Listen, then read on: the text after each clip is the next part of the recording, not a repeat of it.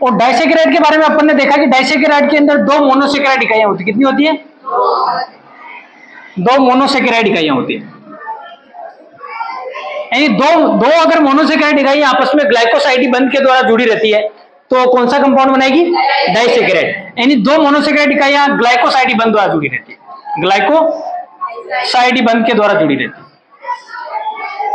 दो मोनोसेकेराइड इकाइयां आपस में ग्लाइकोसाइड बंध के द्वारा जुड़कर क्या बनाती है? डाइसेकेराइड। एक चीज इसमें ध्यान रखना है कि मोनोसेकेराइड के अंदर होता है क्रियात्मक समूह, क्रियात्मक समूह। अगर ये डाइसेकेराइड के अंदर जो क्रियात्मक समूह बॉन्ड बना रहा है, अगर क्रियात्मक समूह बंध निर्माण में भाग ले रहा है, अगर देखो दो मोनोसेकेराइड इकाइयां इसमें दो क्रियात्मक समूह होंगे, एक के अंदर एक और दूसरे के अंदर दो। अब एक बात यहां ध्यान रखना, दोनों मोनोसेकेराइड इकाइयां समान भी हो सकती है और अलग अलग भी हो सकती है। मतलब दो ग्लूकोज इकाइयां जुड़कर भी मोनोसेकेराइड बना सकती है, एक ग्लूकोज और एक फ्रक्टोज जुड़कर के भी डाइसेकेराइड, और दो फ्रक्टोज जुड़कर के भी डाइसेकेराइड का निर्माण कर सकती है। जैसे समान का मतलब दो ग्लूकोज इकाइयां जुड़ गई, बन गया डाइसेकेराइड। समान इकाइयां अलग अलग, एक ग्लूकोज एक फ्रक्टोज जुड़ के डाइसेकेराइड बना लिया, अलग अलग इकाइयां हो गई। अब देखो इसमें जो क्रियात्मक समूह रहेगा दोनों के अंदर, अगर दोनों में क्रियात्मक समूह बंध निर्माण में भाग ले रहा है, क्रियात्मक समूह बंध निर्माण में भाग ले रहा है दोनों का, ये कंडीशन ध्यान रखना, ये दोनों का क्रियात्मक समूह किसका होना चाहिए? दोनों का क्रियात्मक समूह बंध निर्माण में अगर भाग ले रहा है तो वो शर्करा कहलाएगी अनअपचयी, अनअपचयी शर्करा कहलाएगी। पर अगर दोनों का भाग ले रहा है तो अनअपचयी, और दोनों में से एक तो भाग लेगा ही लेगा, एक छूट सकता है पर एक तो हमेशा भाग लेगा। अगर एक क्रियात्मक समूह भाग ले रहा है और एक क्रियात्मक समूह मुक्त है, ऐसे लिख दूं मैं, एक क्रियात्मक समूह है, क्रियात्मक समूह मुक्त रहेगा, यानी एक भाग ले रहा है, एक जैसे दो इकाइयां जुड़ी, एक ग्लूकोज, ये ग्लूकोज और ये ग्लूकोज आपस में जुड़ा, इसका क्रियात्मक समूह फ्री है और इसका बॉन्ड बना रहा है, तो एक का फ्री रह गया। अगर एक क्रियात्मक समूह मुक्त है तो वो क्या कहलाएगी? अपचयी शर्करा, अपचयी शर्करा। तो हेडिंग डालो तुम, वो लिखो मोनोसेकेराइड के अंदर, लिख लिया था यहां ग्लाइकोसाइड तक, तो आगे लिखो, लिखो डाइसेकेराइड में डाइसेकेराइड में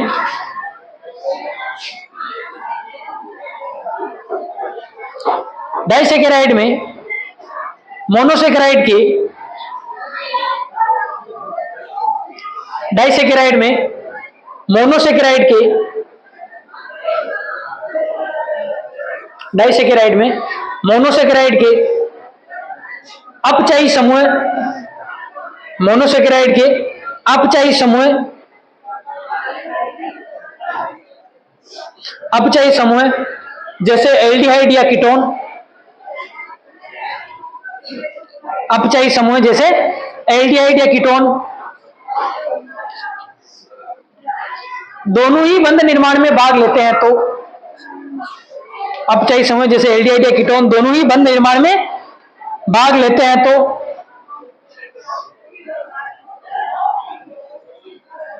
दोनों ही बंध निर्माण में भाग लेते हैं तो उसे अनअपचयी शर्करा कहते हैं, उसे अनअपचयी शर्करा कहते हैं, उसे अनअपचयी शर्करा कहते हैं। जैसे सुक्रोज, जैसे सुक्रोज, जैसे सुक्रोज, जैसे सुक्रोज। सुक्रोज की संरचना देख लेते हैं अपन। देखो अगर अपन सुक्रोज की बात करते हैं तो सुक्रोज दो मोनोसेकेराइड इकाइयों से मिलकर बनता है। किस किस से मिलकर बनता है? एक तो होगा इसके अंदर ग्लूकोज और एक होगा इसके अंदर फ्रक्टोज, एक तो होगा ग्लूकोज और एक होगा फ्रक्टोज। अब अपने को पता कि मोनोसेकेराइड हमेशा कैसा होता है? अपचयी, क्योंकि इसमें क्रियात्मक समूह क्या रहता है? फ्री रहता है। अब इसमें देखो सुक्रोज का अगर एक ग्लूकोज की स्ट्रक्चर देखें अपन, ये ग्लूकोज अपने पास बना लेना साथ साथ,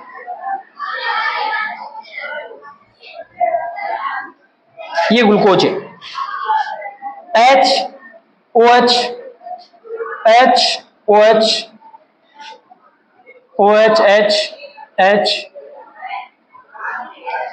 OH और H और CH2OH। ये हो गया अपने पास alpha D glucose, alpha D glucose,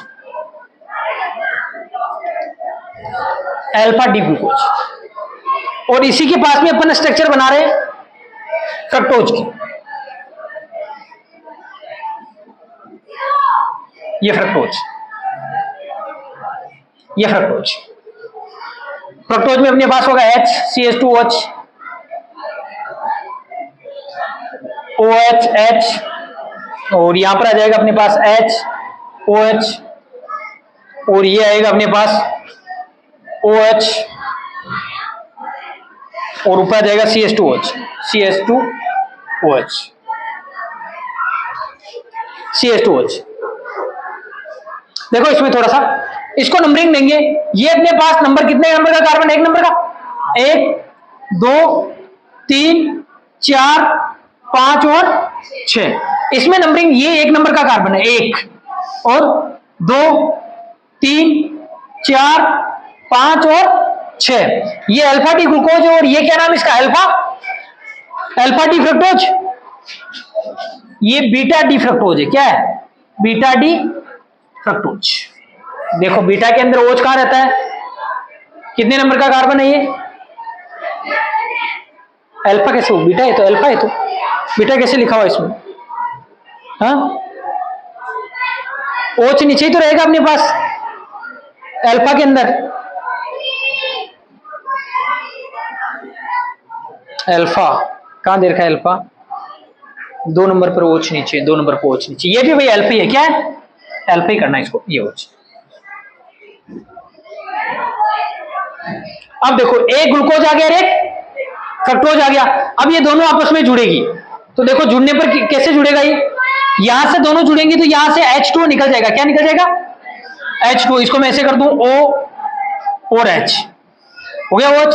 यहां से निकाल दो H2, जब यहां से H2 निकलेगा, इसी में निकाल दो, मैं एक साथ ही बना दो हटा के।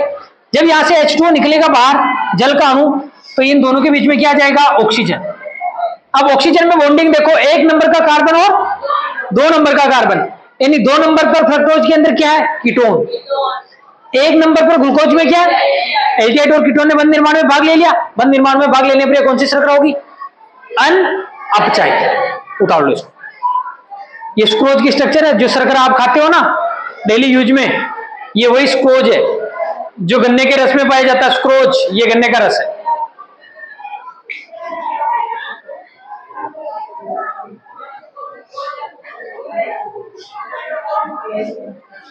इसको लिखो स्क्रोच,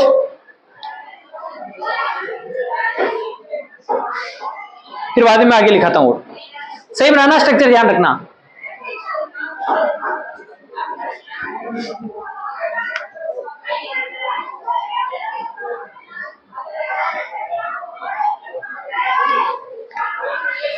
आगे लिखो नीचे एक लाइन, अब लिखो अब चाहिए यदि, आगे लिखो यदि डाइसैकेराइड में,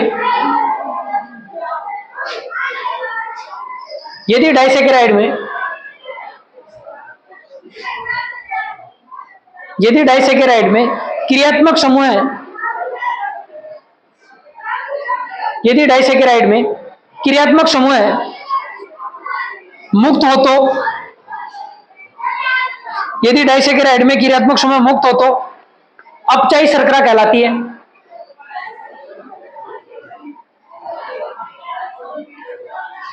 क्रियात्मक समूह मुक्त हो तो अपचायी शर्करा कहलाती है। अपचायी शर्करा कहलाती है। उदाहरण लिख लेना, उदाहरण लिखो माल्टोज, माल्टोज, उदाहरण लिखो माल्टोज और लैक्टोज, माल्टोज और लैक्टोज, माल्टोज और लैक्टोज। देखो लैक्टोज दूध में पाई जाने वाली शर्करा है, किसमें पाई जाती है, दूध में। माल्टोज और लैक्टोज कैसी है, अपचायी का अपचायी, अपचायी, यानी इनके अंदर बॉन्डिंग 1 और 2 के मध्य नहीं होगी। पता चल गया ना, क्रियात्मक समूह क्या रहेगा इनमें, फ्री रहेगा।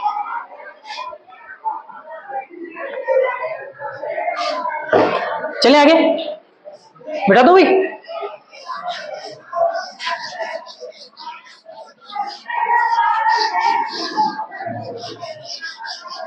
आगे लिखो, इसमें हेडिंग डालो छोटी सी, सुक्रोज के बारे में पढ़ लेते हैं थोड़ा सा। इसके बारे में पढ़ लेते हैं। सुक्रोज की स्ट्रक्चर तो देख ली, कुछ और बातें रह गई इसकी, वो अपन देख लेते हैं।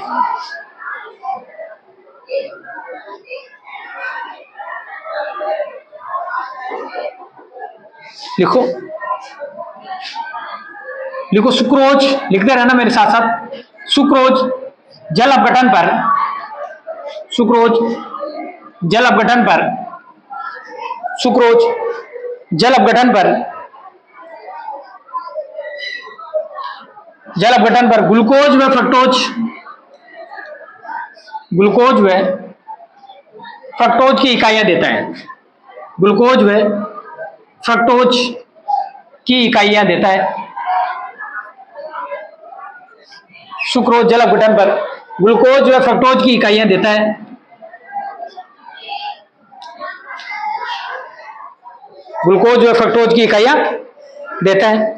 अब देखना यहां पर थोड़ा सा रिएक्शन को देखो, ये सुक्रोज C12H22O11 है, ये सुक्रोज है, सुक्रोज। इसका अगर आप जल अपघटन करोगे, हाइड्रोलाइसिस करेंगे अपन इसका जल अपघटन, तो एक देगा ये ग्लूकोज C6H12O6 और एक देगा फ्रक्टोज NC6H12O6। ये ग्लूकोज है, एक इसमें ग्लूकोज होगा और एक होगा फ्रक्टोज, फ्रक्टोज।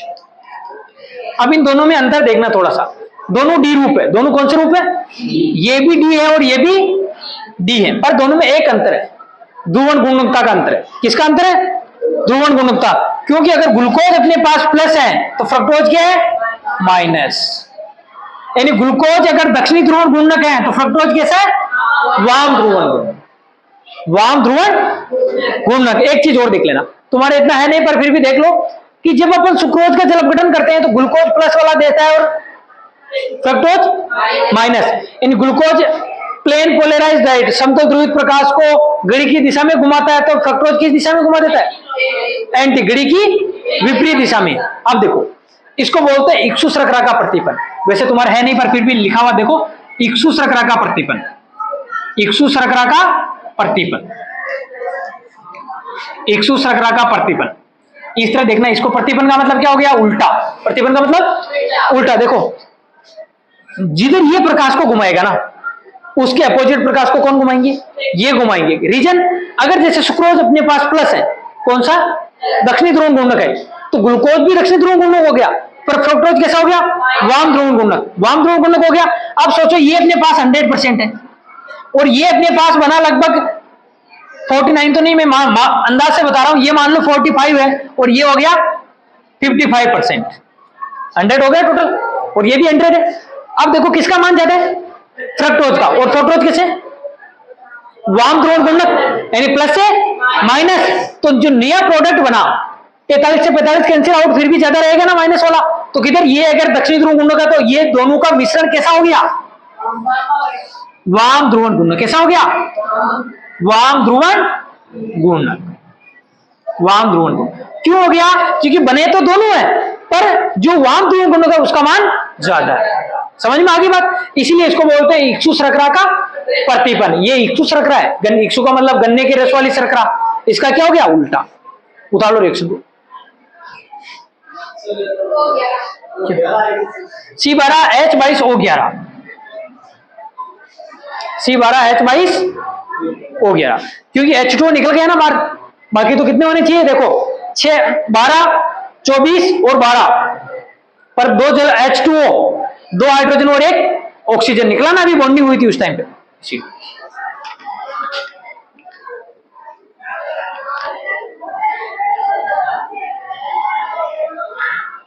लिखा हुआ तुम्हारे पास, मैं लिख देता हूं। ये मान मत लिखना, लिखा क्या ये मान, नहीं लिखना ना। ये ग्लूकोज फ्रक्टोज तो लिख लिया ना, ग्लूकोज फ्रक्टोज तो लिखा ना। इसके नीचे लिखो, देखो फ्रक्टोज वाम ध्रुवण गुणक, फ्रक्टोज की मान आएगी -92.4 और इसका मान आएगा +52.5। देखो किसका मान ज्यादा है, माइनस का मान ज्यादा है ना, ये प्लस है, इसलिए इसको बोलते हैं इक्सु शर्करा। पहले उतार लो फिर मैं लैंग्वेज दिखा दूंगा। 92.4,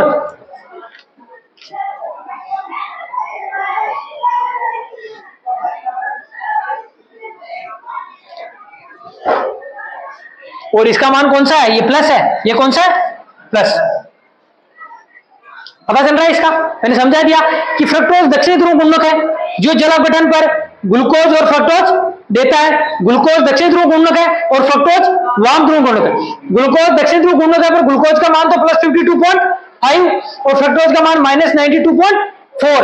तो फ्रक्टोज का मान ज्यादा होने के कारण ये जो ओवरऑल मिक्सर कैसा हो गया, वाम ध्रुवण गुणक। लिखो लैंग्वेज में, लिखो, उतार ली ना रिएक्शंस, रिएक्शन उतार ली, लिखो। लिखो सुक्रोज एक दक्षिणी ध्रुवण गुणक है,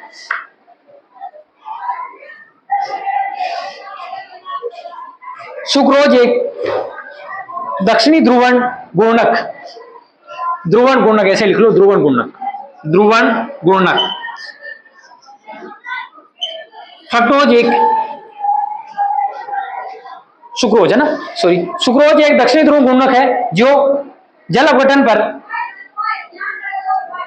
जो जल अपघटन पर, जो जल अपघटन पर दक्षिणी ध्रुवण गुणक ग्लूकोज, जो जल अपघटन पर दक्षिणी ध्रुवण गुणक ग्लूकोज, जो जल अपघटन पर दक्षिणी ध्रुवण गुणक ग्लूकोज व वाम ध्रुवण गुणक व वाम ध्रुवण गुणक यानी एंटी क्लॉकवाइज है ना, वाम ध्रुवण गुणक फ्रक्टोज देता है, फ्रक्टोज देता है।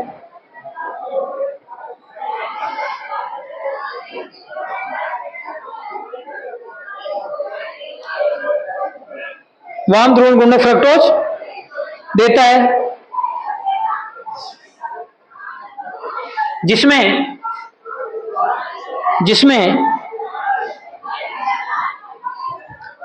वाम ध्रुवण गुणक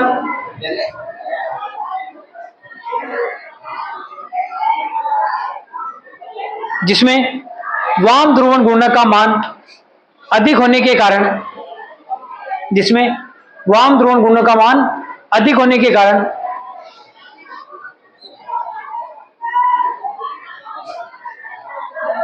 जिसमें वाम ध्रुवण गुणों का मान अधिक होने के कारण पूरा उत्पाद का मतलब पूरा आ गया, ये दोनों जो ब्रैकेट में दिख रहा है ना, अधिक होने के कारण पूरा उत्पाद वाम ध्रुवण गुणक हो जाता है, पूरा उत्पाद वाम ध्रुवण गुणक हो जाता है।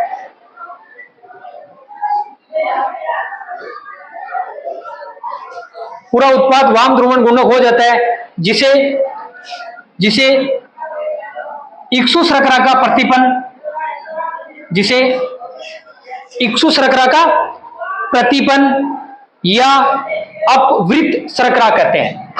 अपवृत, इक्सु शर्करा का प्रतिपन या अपवृत शर्करा कहते हैं, जिसे इक्सु शर्करा का प्रतिपन या अपवृत शर्करा कहते हैं। देखो भाई ये प्लस है और ये ओवरऑल कैसा हो गया, माइनस। देखो ये दक्षिणी ध्रुव गुणक से क्या बन गया, वाम ध्रुवण गुणक, तो उल्टा हो गया ना, उल्टा को क्या बोलते हैं, प्रतिपन, है ना, या अपवृत शर्करा कहते हैं। ये हो गया आपके पास फ्रक्टोज, सुक्रोज हो गया, क्या हो गया, सुक्रोज। और आज अपन इतना ही देखेंगे सुक्रोज, बाकी आगे दे रखा आपके माल्टोज, और माल्टोज अपन कल देख लेंगे इसको, ठीक है ना। हाँ किताब किसकी, किताब लो।